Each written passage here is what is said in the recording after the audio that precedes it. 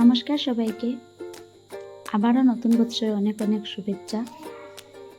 আজকে সকালে ব্যালকনিতে এসে দেখি কি প্রচণ্ড রৌদ্র।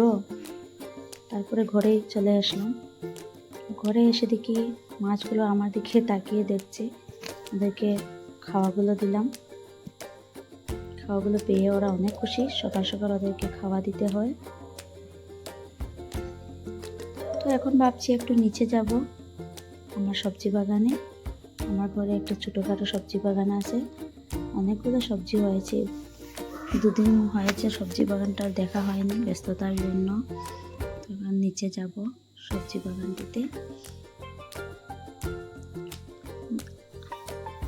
সবাই আমার পাশে থাকবেন, সাথে থাকবেন।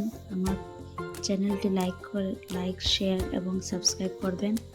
নিচে এসে দেখি নিচে ফুলগুলো অনেক শুকিয়ে গিয়েছে, তো এগুলোকে একটু জল দিতে হবে। আর সবজি বাগানে দেখি অনেকগুলো সবজি বড় হয়ে গিয়েছে।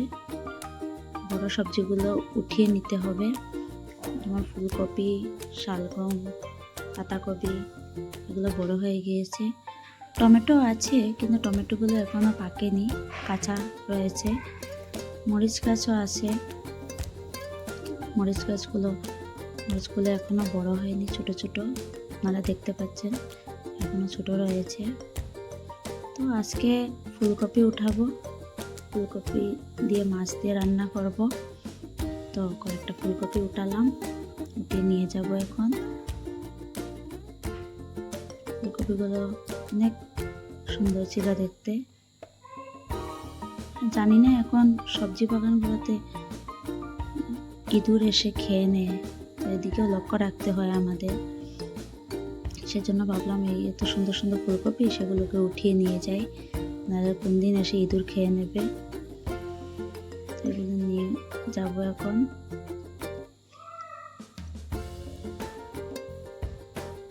তো আমি স্কুল থেকে আসার পথে ঘরের বাচ্চাদের জন্য কিছু খেলনা নিয়ে আসলাম।